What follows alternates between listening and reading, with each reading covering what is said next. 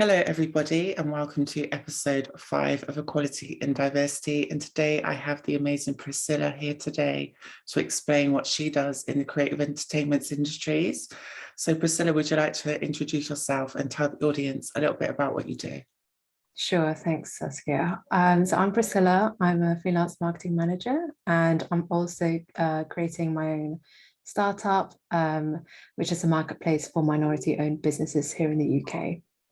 Amazing. Do you want to go into a little bit more detail about where you're from and your kind of background? Yeah, so I'm from Indonesia. I was born and raised there, moved to the UK when I was 8 with my family, and I've been here ever since. Amazing. So what's it kind of like being kind of from an Asian culture and being a woman in the industry? What kind of challenges do you find that brings with it? Yeah, so I mean, my background is, well, my degree is in fashion promotion. So it's not hard as a woman to kind of be in that industry because there is a lot of us. And I know when I was at university, there's the ratio of like male, well, or female to male is definitely like always over. Yeah. But as a person of color, I think there is some sort of barrier in terms of the opportunities we get. And I guess this isn't, I mean, I don't really know what it is, but yeah, people, I guess, Asian women in the industry, especially in the entertainment industry, in the film industry, we're not very well represented. And I think it's just beginning to sort of get there, but there's always going to be work that needs to be done. And I know Disney's been really trying to diversify their sort of characters and like films, which is great to see. But sometimes it's more of us getting like simplified in terms of how can we be diverse but also hit like a lot of these ethnicities all at the same time. And it's not that, because from one country to another, even if it's in the Southeast Asia vicinity, there is still some differences, though there are a lot of similarities. And as for myself, and personally, like I've I'm sort of competing, but I don't want to look like I'm competing with other people in the race.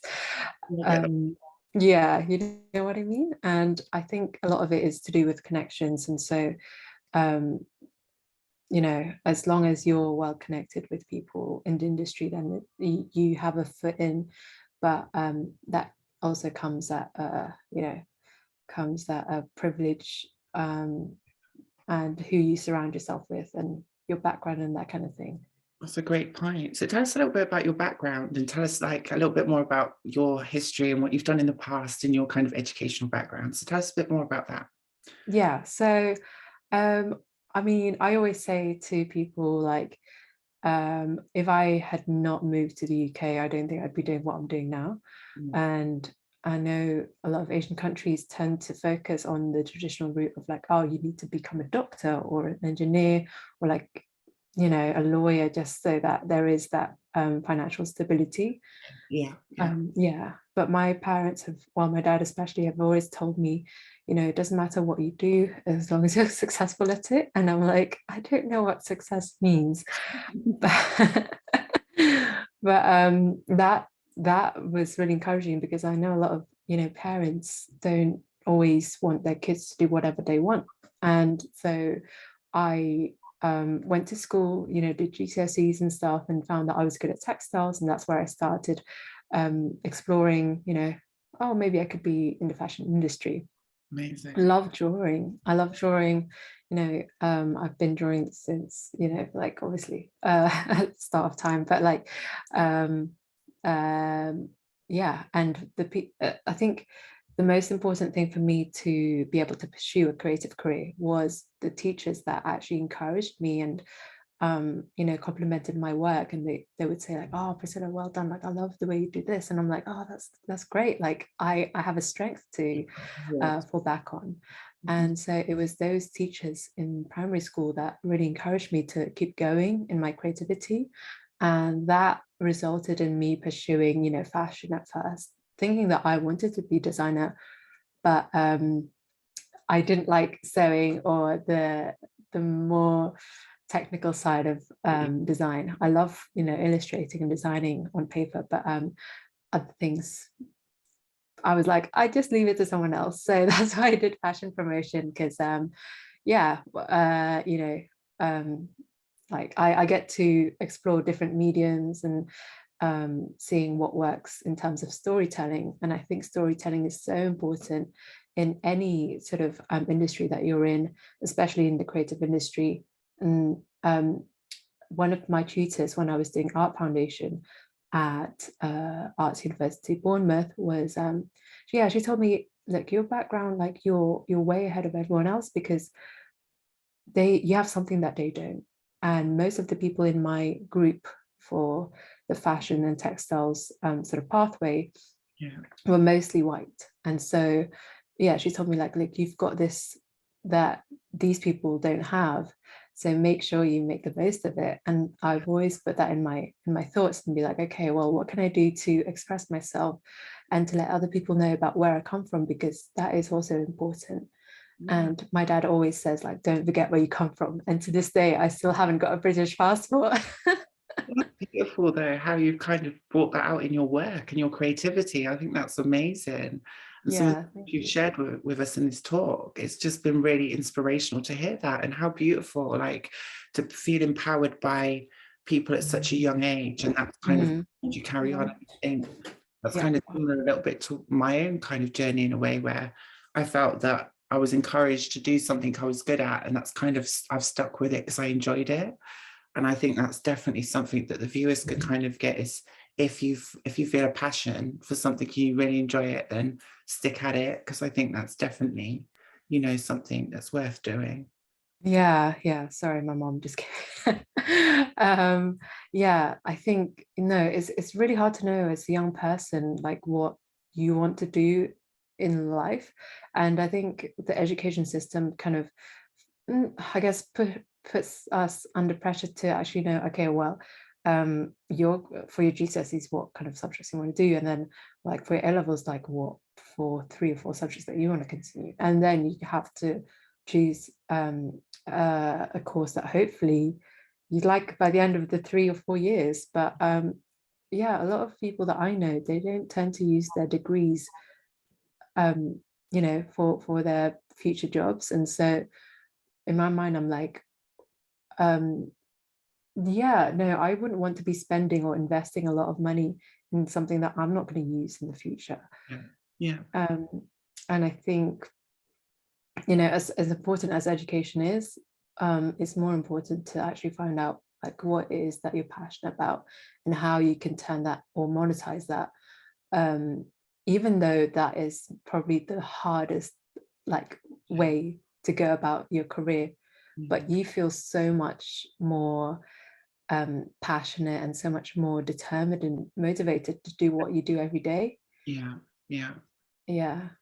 I think that's definitely a great thing to share. And tell us a little bit about your project that you've got at the moment that you run, because I know you run your own little kind of project. So tell the viewers a little bit more about that. What's that about? So the startup that I'm doing, it actually came about around November 2020. So during lockdown, and the whole BLM movement and Asian hate from COVID, that put a fire in me to be like, okay, well, I want to do more for my community and also those in the ethnic minority groups. And I know there is a lot of support for Black-owned businesses, and but I haven't seen one that's specifically for, like, Asians or other minority groups. And I thought, wow, why are we just singling out one minority group? And I'm not saying this because but, like, I'm saying it, well, why don't we just be inclusive of all of these minority groups rather than just singling it out? Because you're, like, the person who, I could be, one of those people looking at the opportunities on their website and be like, oh, I don't qualify because I'm not Black. And I just want to be able to be inclusive of everyone. And yeah, and just speaking to lots of different people and lots of different founders, and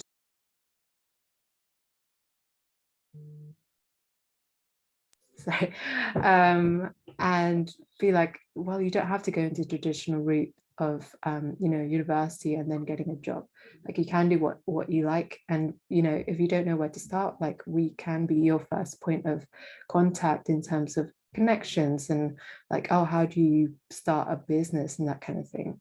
And then more into the storytelling side of it, I am also looking into promoting these people, and telling their stories, like through film or through moving image, and just making it into this beautiful way, capturing their stories in a beautiful way that's like kind of a documentary, but not so much of a documentary, if that makes sense. So yeah, that's what I'm working on right now. Wow, that sounds amazing. Do you want to tell the viewers a little bit what's the group called, or how can they find you, or how can they connect with you on any Yeah, social media platforms? sure.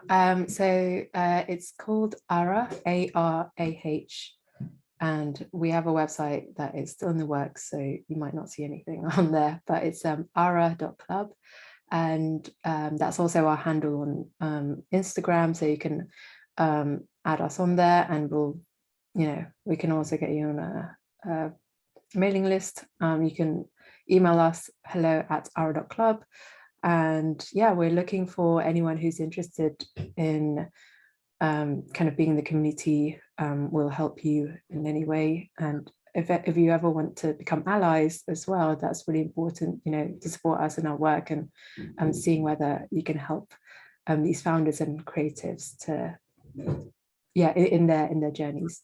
Yeah, that sounds amazing. So if anyone wants to get in touch, please contact Priscilla directly through the website, and I'm sure through the Instagram, and I'm sure the website will be up and running soon. Yeah.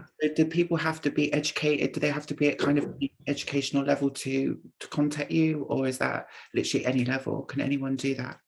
Any level. I mean, if you've got an idea and you're like, you don't know where to start, like, we are pretty much the perfect people to go to, because we do have the connections, and yeah. That sounds exciting. So if there's anything you could kind of give back to the younger generations, what would your kind of tips and hints be to someone maybe 5 or 6 years behind you and they want to kind of access the creative industries? What kind of tips and hints would you give them? I would say definitely put your foot into networking. Like, that's something that I was like, I knew that I had to do, and I started doing it when I was at university. But I mean, if you know which kind of creative route that you want to go into, I would be like, yeah, get on LinkedIn and see the sort of people that you want to be connected to. It doesn't hurt to even try messaging them and be like, hey, I'm looking into getting a career in this industry. Like, would you be able to help me or give me advice? That's already, a stepping stone. Like, you'd be ahead of your classmates or whatever. And so, yeah, don't be afraid to reach out, because you never know what these connections will do and what opportunities may lie in the future.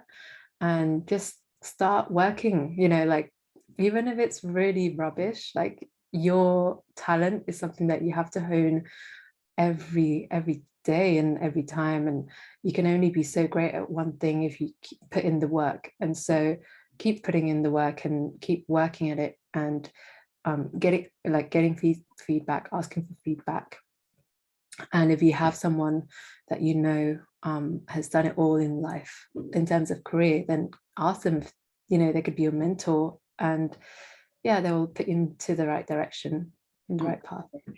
Definitely really good advice that you've given there, Priscilla. Thank you so much. And I just want to thank you for your time today and your great insight and your inspiration, and just for you being you and being such an amazing role model.